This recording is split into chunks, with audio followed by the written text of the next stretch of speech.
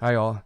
Welcome to Social Theory. So, the voice you are hearing is mine, Kyle Green, the professor for the class. So, today I just want to go over what the class is going to look like. And I'm recording this and sharing it with you as a short video just so you have a sense of what's going on before you arrive on the first day, especially because some of you are taking the class with different formats or different delivery models. So I just want to make sure that we're all on the same page. This won't take long. I'm also going to give you the first in-class writing, which will not be due on the first day, but it will be due by the second day. First day is great, but it's due by the second day. So I'm just going to go over some basics of the class. First thing I'm going to do is talk about reasons to not be excited about the class. Second thing I'll do is talk about reasons to be excited. Then I'll spend a little bit of time going over the different delivery methods. We'll look at the syllabus together, just some key points, and then I'll introduce myself so you have a sense of who I am. First thing, reasons not to be excited. Social theory is not always the class that people are the most excited about, and that's fair. The readings aren't easy. We're going to engage with some pretty difficult things, right? The first article that you read is 200 years old, more than 200 years old. That means people are going to be writing in a different manner. You're going to be reading passages that have been translated from German or from French, and sometimes that makes it more difficult. In a sense, you're reading philosophy, right? Social theory has as much in common with philosophy as it does with other sociology writings. So this isn't necessarily something you've been exposed to or something that you've experienced before. So that's the first challenge. The readings aren't always easy. We're acknowledging that, and I'm hoping by acknowledging it, it actually makes it less stressful. The next thing is you actually need to understand the argument. This is not simply memorization. The goal is to read something, and then before you decide whether you agree with it, and you don't have to agree with it, is just to get a general sense of the logic. Then we're going to think about what value does it have to us. None of this theory is about just saying, why did this person write something in 1902? That's a good starting point, but we really want to understand what influence does it have now? How can it still be useful? And so we'll think about that a bit more in the next slide. So here's the reasons to be excited. First thing is, these are ideas that actually shape the world that we live in. That's rare. It's not just that this is a good idea, but people have actually followed it. And when people have followed the ideas, it has actually changed and transformed society and what we see in front of us. When Adam Smith first conceptualized the idea of the free market, he did not just theorize what he saw around him, he actually came up with ideas that people would later read and then try to create. When Marx theorized this idea of communism, he was writing at a time that communism did not exist, right? We read Marx this semester as someone who criticizes capitalism.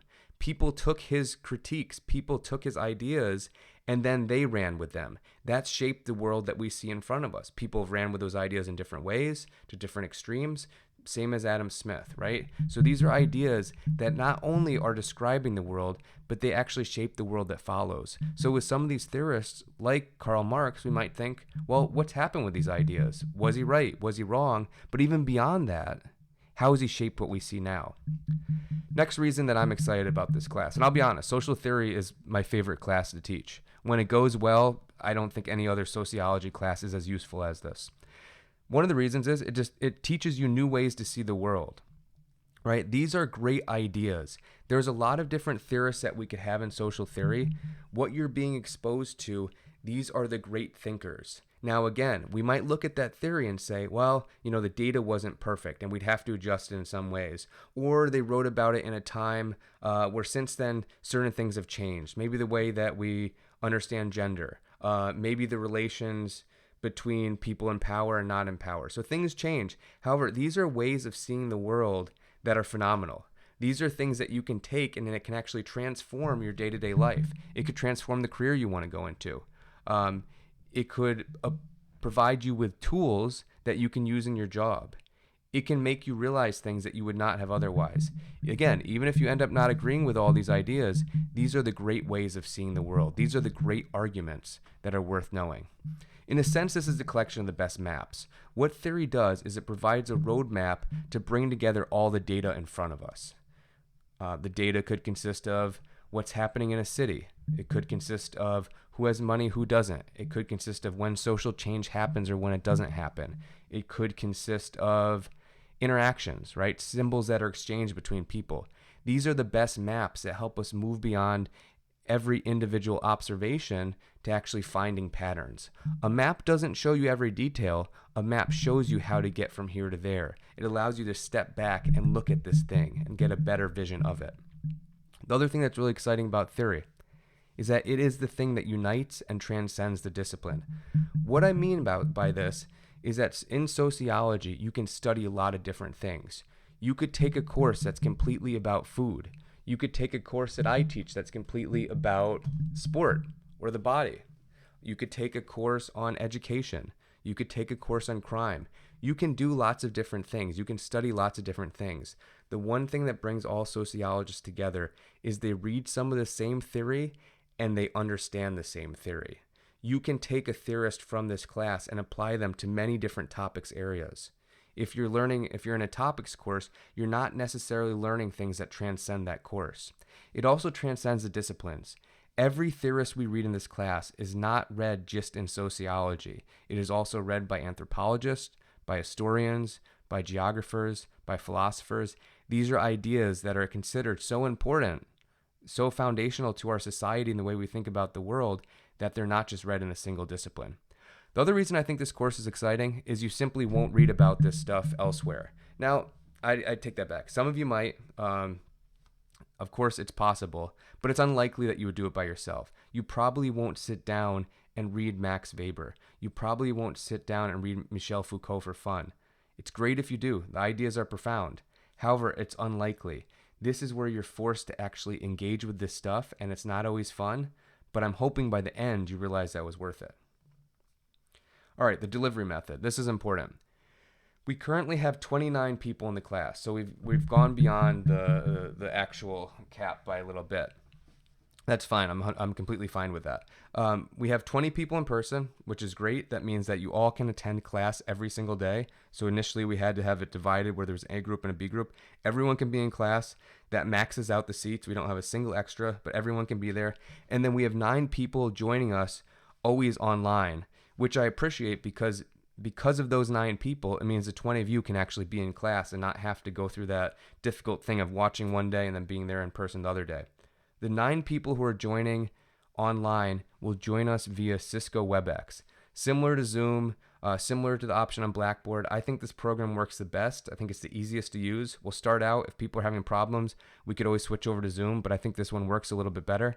You can use it on your computer. You can use it on your phone. Try it out in advance. I will share the link with you, my personal link. The one that you see cut and paste, that's actually what you're going to use to join the meeting. So you're going to join in. I'll be recording and streaming the class live. I also am planning on recording it. I'll see how that goes. I don't know if I'm simply going to make those available because I want you to be attending class at the same time. And that goes to my next point. We will have a chat going while I'm teaching. I won't be able to check it. I'll be in front of the room. It's going to be hard for me to know if someone who's joining via Cisco WebEx has a question about something I'm explaining. For that reason, by the second class, I'm going to assign you all partners. Your partner is someone in person. So if you're online, you'll have 1 or 2 people in person that you can text and say, hey, can you stop Kyle? Oh yeah, you can call me Kyle. You can call me Professor Green, whatever you prefer. Can you stop Kyle? That didn't make sense. And then say, I'm not looking at your names in class. Say there's someone named John and Sarah texts him and says that's confusing. John can raise his hand and say, hey, Sarah online had a question. Can you explain that? So that way I want you to feel like you're always participating. So that's the plan. The majority of you are staying online are due to maybe you have a family member who is at high risk. Maybe you're commuting, but I'm hoping this makes your life easier.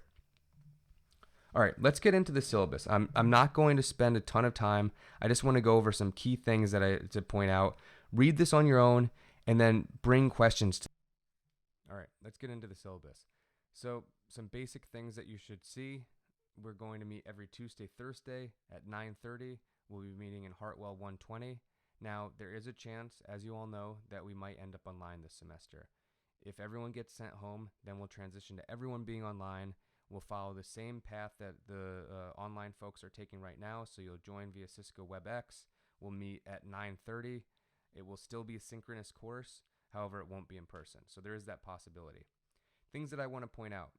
This is a survey course. What I mean by that is There are too many theorists to include in a single semester.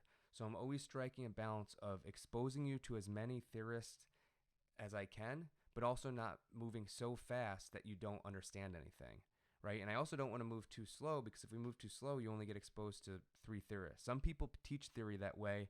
I don't think that's great, because you're interested in different things. And I also want you to know, oh, hey, I read Foucault in that class. I want to read more. I really like his ideas. If I'm going too fast, simply let me know. And if as a class you agree, I could slow down. If I'm going too slow, I could always speed up. I'd be happy to do that. So just let me know. Next thing to note on the first page. On every syllabus I write, I include 3 pictures. Those pictures capture something about the course. This course is theory. Come to class with an idea of why I chose those pictures. The best answer gets just a tiny amount of extra credit. But think about why I chose each of those 3.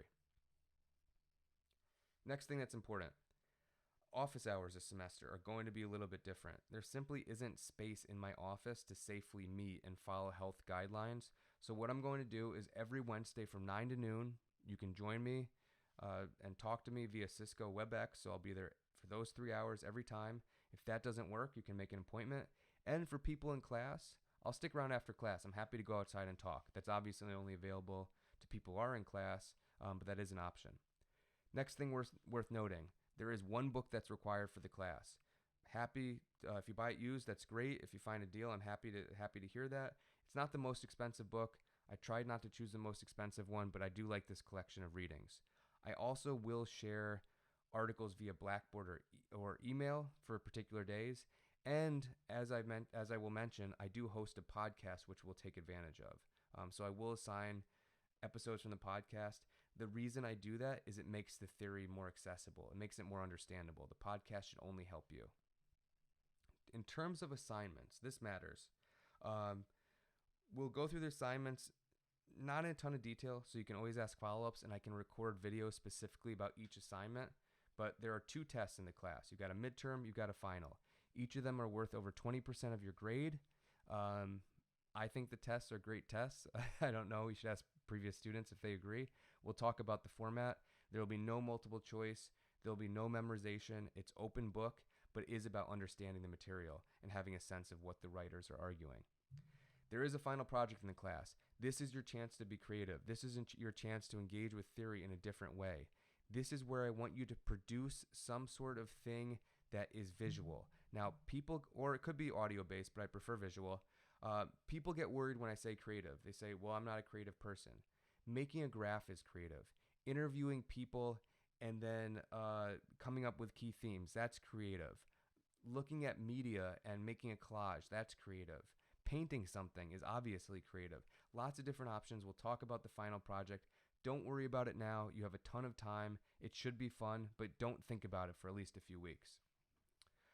Other assignments that you have, making connections posts. So once per semester, and I'm going to have you sign up for this, you are going to take a theorist, you will wait till we read the theorist in class, and then after class, before the next class happens, you are going to post on Blackboard an example from the real world that relates to the ideas in that reading. So you'll write a paragraph that first explains the idea of the theorist that you're drawing on, a second paragraph that explains the example you chose, and then a third paragraph that connects the 2.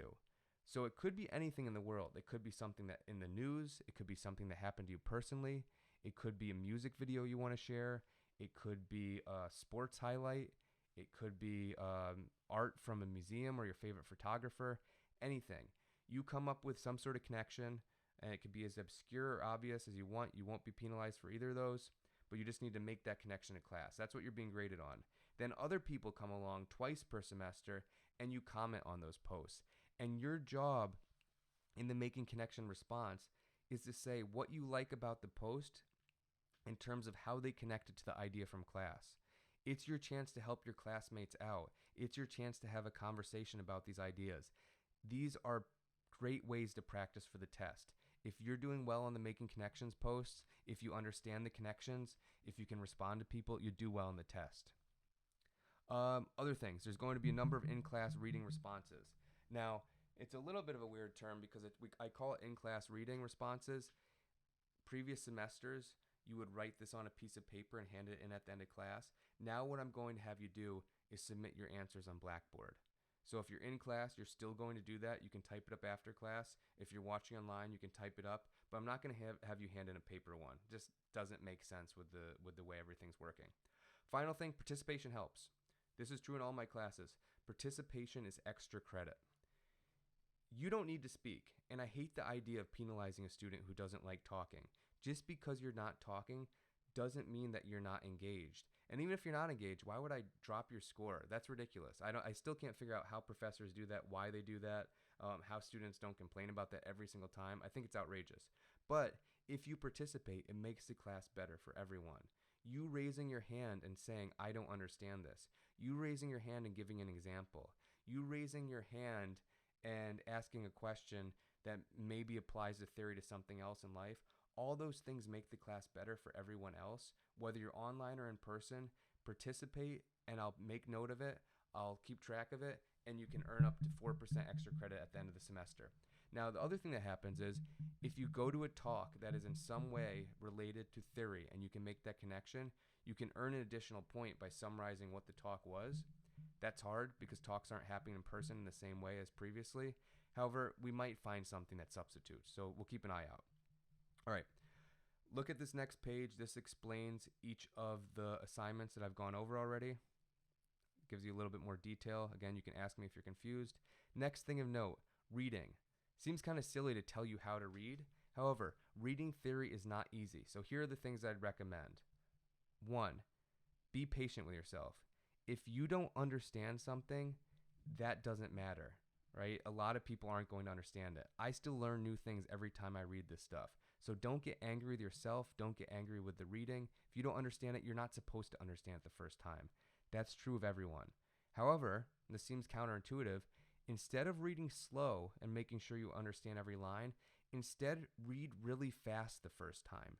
Read it through fast and just try to get a sense of what are the key themes, where is this going? If a paragraph doesn't make complete sense, skim through it, right? And instead try to highlight the paragraphs that seem important, slow down on the ones that do make sense, do the best you can, figure out what you can figure out, but don't get worried about going overly slow. Now, when you're done, try to put things in your own words. Maybe go back to some of those paragraphs that confused you. Try to say, okay, I understand the conclusion, I understand the beginning, some of the stuff in the middle doesn't make sense. We'll work through it in class. Then, if you have extra time, especially after class, read through again. Because I'm having you only read a few pages every class, because I'm telling you to read quick, you should have time to go back over after class and make sure that it makes sense and improve your notes. If you do that, you're going to do incredibly well in the class. Trust me, everyone who does that does well in the class. If you have any concerns about the class, just let me know. If it's about a grade, if it's about something else, just talk to me. Don't wait till the very end. Other things, read the rules of the classroom. I'm not going to go over this stuff. I expect you all to know this. I expect you to read this. I'm not that worried. Some of this stuff's very obvious. Don't cheat. Don't say things that are offensive to other people. We're going to be dealing with challenging topics. We'll have challenging examples.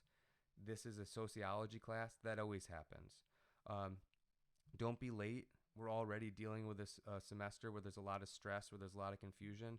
If you're late, if you're distracting people, that makes it difficult, right? We're all trying to adapt.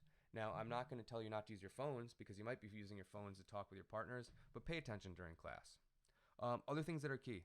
I don't take late work if you simply do not turn in something. Say there's an in-class writing due. Say there's a making connections post due and you simply don't do it, you get a 0.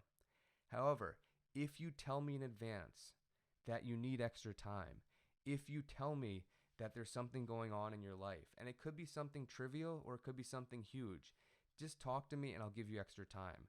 So basically, if you take control of your situation and communicate with me, I'll be incredibly generous. If you just go silent, then that's too bad. That's a 0. All right. There's all the COVID responsibilities. We can talk about that in class. I'm not going to take your time here to do that.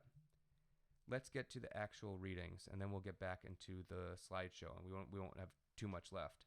In terms of the readings, you'll see on here, if it says it's on a B, that means it's on Blackboard. If there's nothing after it, it means it's in the book. If it says GTAC, that stands for Give Theory a Chance, which is the podcast. After every class, I will send you an email to remind you what's happening next. Don't worry, you won't get left behind. Sometimes we'll be moving slower than I expected, and I might end up canceling some of the readings. I want to make sure that we understand stuff. If we don't get through everything, that's fine. Better to get through less, but actually understand it. Show. Not too much more to share with you, but I do want to go over a few more things. Let's just get back. Okay. So the first in-class writing that you have is a relatively simple one, just a way for me to get a sense of who you are and also to get a sense of what you're looking for in a professor. So these are the questions I want you to answer. Answer it in a sentence. Don't take that long. Add more detail if you want. Not a big deal. First, why are you taking this course? Second, have you ever read something you would describe as social theory? If so, what was it? When? This is important. What makes a good professor? Second thing, what makes a bad professor? Obviously, I'll try to take your advice about what makes a good professor, not what makes a bad professor. My goal is to do something that you like. Other things, just for the sake of it, so I can learn something. One thing about you that will likely not come up in class. Now, I used to have this be anonymous, but I can't because I'm giving you credit for it this time.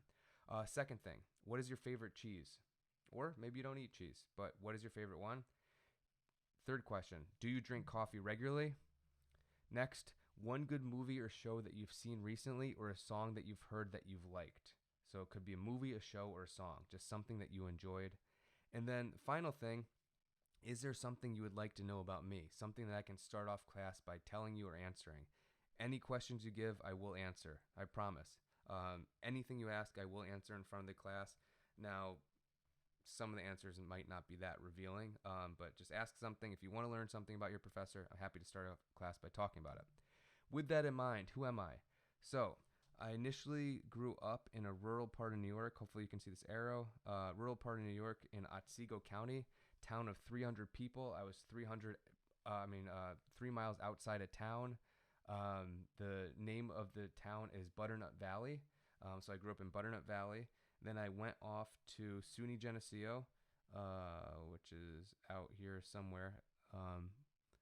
Where's Monroe County? Oh, yeah, so it's right over here. So SUNY Geneseo, for my undergrad, I was a geography and philosophy major. Then I went off to the University of Minnesota for grad school. I got my master's in geography, and then I switched over to get my PhD in sociology. While I was there, I taught classes at the University of Minnesota, also at Carleton College, which is an incredibly expensive school about an hour south of Minneapolis. And then I came back to New York. I was at Utica College for 3 years, and then this is my third year at SUNY Brockport. In terms of who I am, I thought I should share some pictures of myself because for some of you, you're not seeing me right now. Well, all of you are not seeing me right now. And some of you, you're never really going to see me in person. You'll get some videos, but here's some things that represent different qualities. I'm not going to go into anything about this, but here's some random pictures that I chose. All right, in terms of research, and I do think it's fair for you to ask any professor you have, what type of research do you do? Because that tells you a lot about the professor and what their expertise is and how that relates to the course that they're teaching. So I've published on a number of different topics. I'm generally considered someone who focuses on theory, culture, gender, and sport. So some of the things I've published on, basketball. I've recently published an article looking at politics in basketball. So within the NBA, what kind of political expression is allowed? What does the sport actually enable? And then what type of expressions are limited, right? So looking at the intersection between politics and sports. I've also written an article looking at media, advertising, and gender. So in particular, looking at how Super Bowl commercials sell a particular brand of masculinity. So thinking about how they make people want to consume through the story about gender that they're presenting.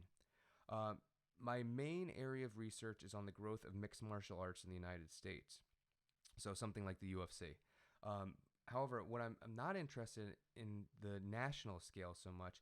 Instead, I'm looking at people who choose to train in this painful practice. So doctors, lawyers, grad students, college students, construction workers, nurses, all these people who choose to spend their lunchtime after work rolling around the ground, learning to choke each other, learning to kick and punch each other. what can you learn from that activity, right? What does that tell us about contemporary society? So I've published a lot in that area. That's probably what I'm best known for. Now, I also have 2 podcasts. The first podcast is called Give Methods a Chance. It was turned into a book. If you took intro with me, I use this book. I know some of the methods professors here also use it. More relevant for this class is I have a new podcast called Give Theory a Chance. You'll get to hear this, but I do think podcasting is a way to make academic ideas, which are overly complex, more accessible, more understandable, in a sense, a type of public sociology. All right, final things. For the first class, I will see you on Tuesday. Turn in your in-class writing on Blackboard. If you can before the first class, that's great, but I want you to do that before the second class. And I'll go over to Blackboard in a second so you can see what that looks like. Second thing, take a look at the syllabus. Make sure to read through it and then decide, is there anything that confuses you? Is there anything that worries you? Is there anything that excites you? I'm more interested in the first 2. It's awesome if the syllabus excites you, if you think there's going to be great things this semester, if you're looking forward to having me as a professor, if you're looking forward to doing these readings, that's wonderful. I'm more interested, is there something that you're concerned about? Is there something that gives you stress? Those are the things I want to start off class by talking about. So that's all I've got. I will see you all on Tuesday. Bring any questions that you have. I will email out the Cisco WebEx link before class so you can get on right on time, and I will see everyone else. So that is it. Goodbye.